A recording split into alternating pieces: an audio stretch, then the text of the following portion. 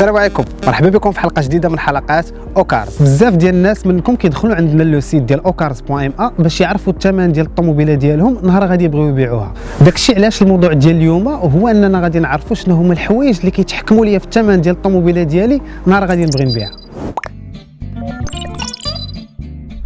خاصكم تعرفوا ان الاغلبيه ديال الطوموبيلات كينقص لهم الثمن ديالهم كل عام، يعني العام الاول تقدر طيح لك حتى 25% من الثمن ديالها باش خديتها النهار الاول، العام الثاني كتزادك واحد 18% وحده اخرى، العام الثالث 15، العام الرابع 12، وهي غاده كل عام كيطيح لك الثمن. زياده على هذا الشيء اللي قلت لكم، حتى الصيانه كتلعب دور كبير في التحديد ديال الثمن ديال الطوموبيل. ناخذ مثال، عندنا امين وعندنا سفيان، هاد جوج الناس خداو طوموبيلات ديالهم. امين ديما كيتهلا في طوموبيلته، كيدير لها الفيدونج في الوقت، كيبدل لها البياس اوريجينال، يعني كلشي عنده مقيد في دفتر الصيانه ديالو. نهار غادي يبغي يبيعها راه ضروري غادي تجيب ليه الثمن. العكس ديال سفيان اللي مثلا عنده طوموبيل ما كيديرش لها الفيدونج في الوقت، كيخلي البياس حتى كتموت عاد كيبدلها، وملي كيبدلها كيمشي يجيب شي بياس عادي ماشي هو هذاك. نهار غادي يبغي يبيع الطوموبيله ديالو راه سي نورمال ما غاديش تجيب ليه الثمن. داكشي علاش الصيانه كتلعب دور كبير في التحديد ديال الثمن ديال الطوموبيل.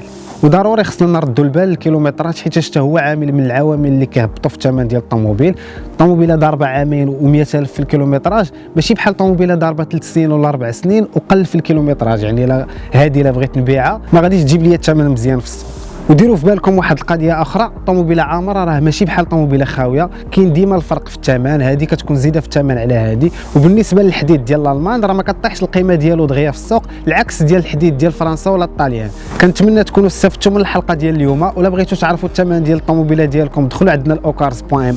ما تنساوش ديروا جيم وابوني لاشين يوتيوب. نتلاقاو في حلقه اخرى ان شاء الله.